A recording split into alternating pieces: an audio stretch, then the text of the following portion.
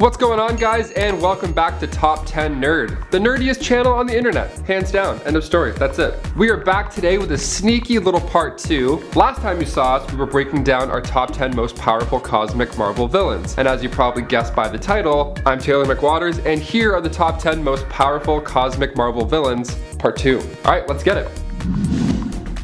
Number 10. Ronan the Accuser. Making his debut in Fantastic Four number 65 back in 1967, Ronan the Accuser has been seen in live-action films as a villain in Guardians of the Galaxy, and now even Captain Marvel, played by the lovely Lee Pace. But who is this hammer-wielding big bad blue guy? Well, born on the planet Hala, Ronan was appointed by Supreme Accuser. Ronan was appointed Supreme Accuser of the Kree Empire by the Supreme Intelligence. He is second in command and is in charge of enforcing laws of the Kree. Since joining the Kree, Public Accuser Corps has done quite well, I'd say. So this hammer that he carries is known as the Universal Weapon. So minutes after his first appearance in Guardians of the Galaxy, we see him use this hammer on a Nova Corpsman.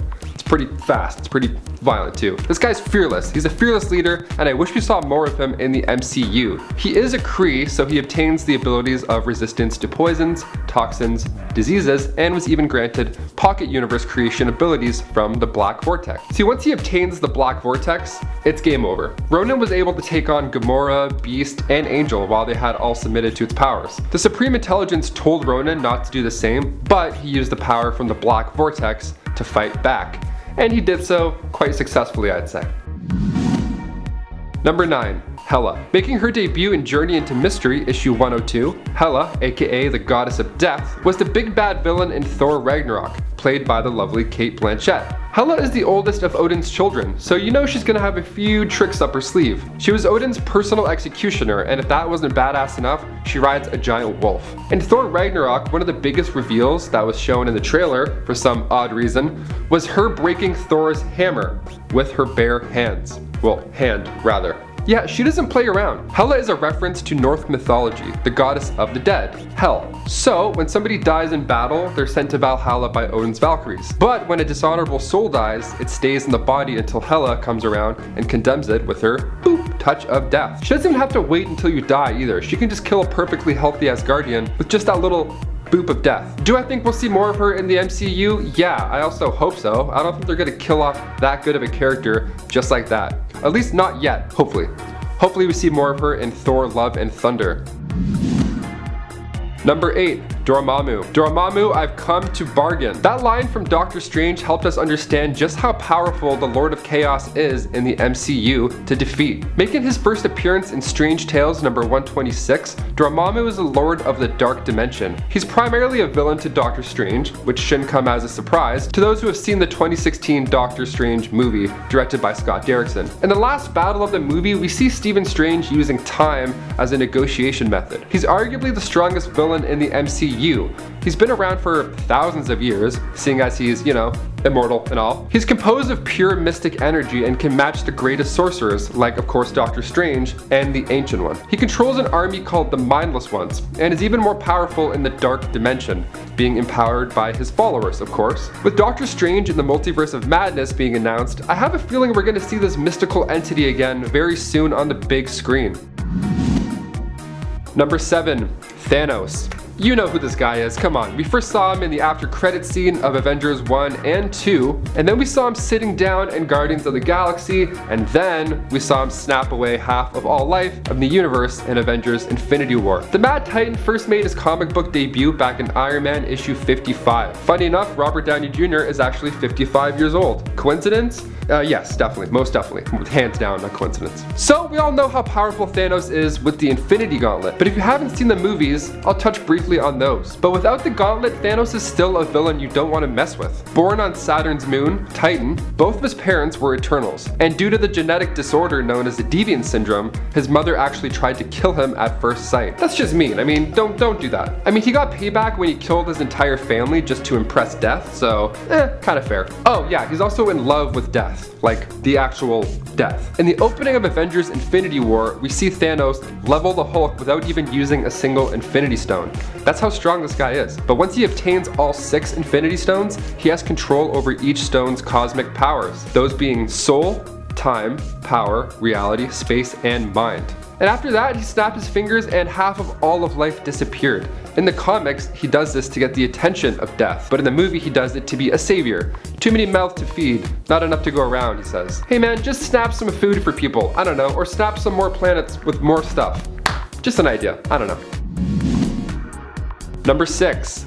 Venom. Now, of course, I'm going to include the Clintar, specifically the one that attached itself to Eddie Brock. Making his first appearance in The Amazing Spider-Man 252, Venom was initially attached to Peter Parker, aka Spider-Man. The Clintar symbiote was made by the Dark Elder God, Null. We mentioned Null in part 1 of this list, so if you haven't already, make sure you go and check that out after this video. A little part 2, then part 1. I see ya, you're going backwards. Living life on the edge. So, Eddie Brock got fired from the Daily Globe after Spider-Man called him out. Eddie Brock, who also had cancer, sad little side note there, he got pissed. And as you saw in Spider-Man 3, he eventually bonded with the symbiote at the Bell Tower. Then it was all downhill from there. We are Venom to become one. So naturally, they both wanted to go and try and kill Spider-Man. Imagine having a fully sentient being merge with you.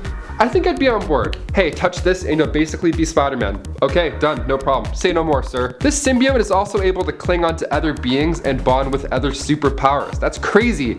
Its weaknesses are only heat and loud vibrations. I personally would kill for this cosmic power. Absorb me all. Take me, Venom. Number 5. The SKRULL Empire. They made their comic book debut in Fantastic Four issue 2 back in 1962, and they made their Marvel Cinematic debut only last year in Captain Marvel. But who are the SKRULLs? Well, they're a race of shapeshifters from the Andromeda Galaxy. They look like green humans, kind of, a bit more lizard-like. Except much more powerful and ferocious, that is. They lived on the homeworld of Skrullos in the Druk system. I loved watching these guys in Captain Marvel. It was nice to see the villains relate in a human way, like on a human level. So usually we have these giant evil gods or insane robots, but to see the villains of that movie end up just wanting the same chances of survival as humans, that's a classic. So yeah, they're expert shapeshifters. They can transform into pretty much anything organic or non-organic, as long as it's solid. Can't be water. They can't just, shapeshift into a Gatorade and then call it a day. They have similar abilities as Mr. Fantastic. They can make their limbs stretch out. They can't adapt to superpowers unless you're a Super Skrull. The Skrull Kree War. Oh, that's gonna be a lot of K's there. The Skrull Kree War is the most notable. It was one of the central plots for Captain Marvel. I have a feeling we're gonna see more Skrulls in the MCU. I just hope that they don't use it to do whatever they want with any plot, if you feel me. Like Nick Fury at the end of Spider-Man Far From Home. That was a fun little moment. Anything else too crazy might just kind of undo what we've done so far. I don't know.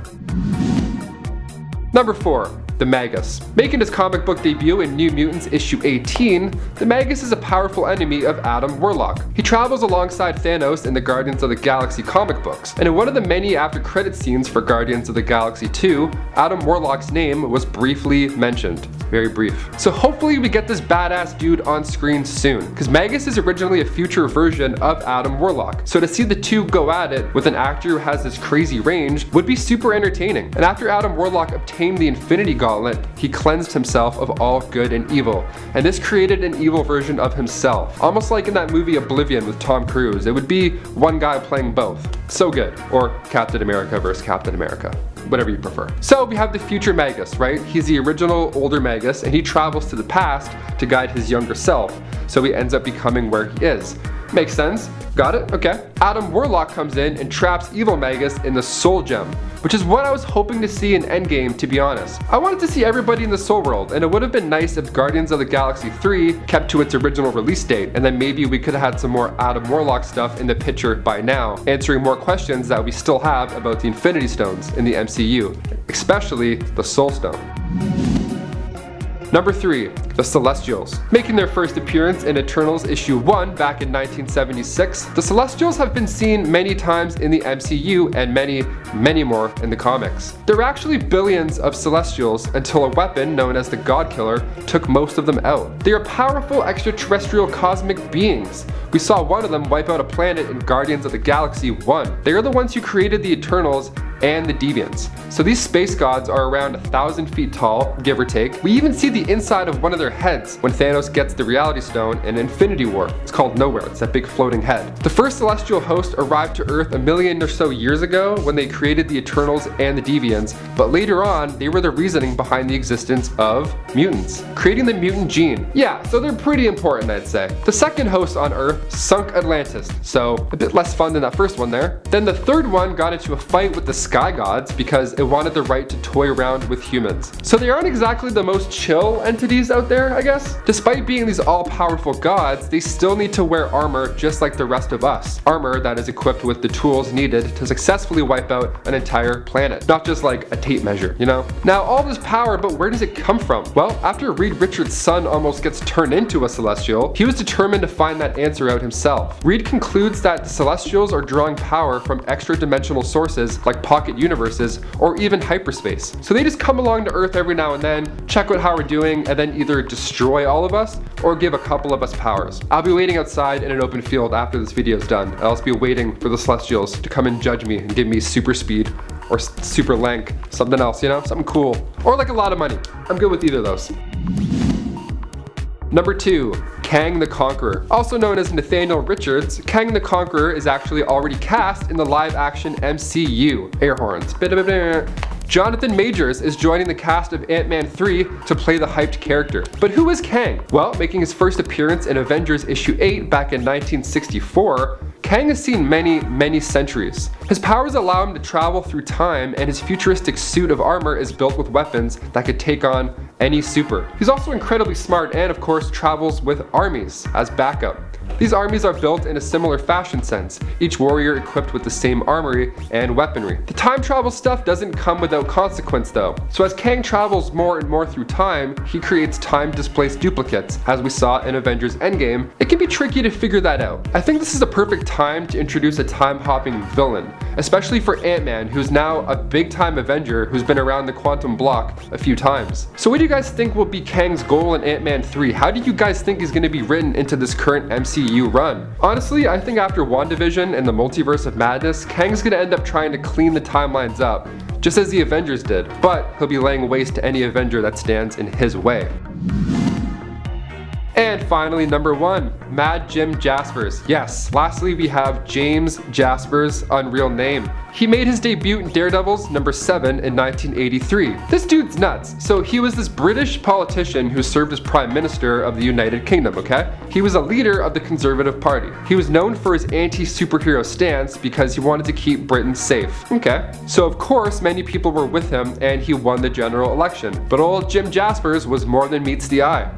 He's actually a mutant with reality warping powers. And these type of mutants scare me. So he's representing Haslip West. He even gets knighted by Queen Elizabeth. So he creates this strike team whose job it is pretty much to gather up all of the superheroes. The slogan on all of his posters says, "In your hearts, you know he's right." Yeah, in my heart, I know he's kind of a psycho. The main bread and butter of the capabilities of Jim Jaspers takes place in the Marvel UK storyline titled Crooked World. So if you want to see the reality warping that Jim's capable of in full force, go check that out for yourself. Also, I'm calling it right now. Jim Jaspers will be introduced in WandaVision and will be a secret villain pulling the strings in some way, shape, or form.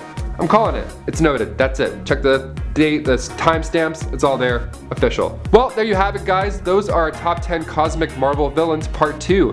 Now before you go, make sure you hit that subscribe button, and while we still have you, you might as well just turn on the little bell notifications. That way when we do live video premieres, we can all watch together and chat. Especially for collabs. We love taking your comments and talking about them with you guys in the room. It's awesome. You guys are so fun and amazing. Thank you as always for watching. I'm Taylor McWatters, and we'll see you next time, nerds.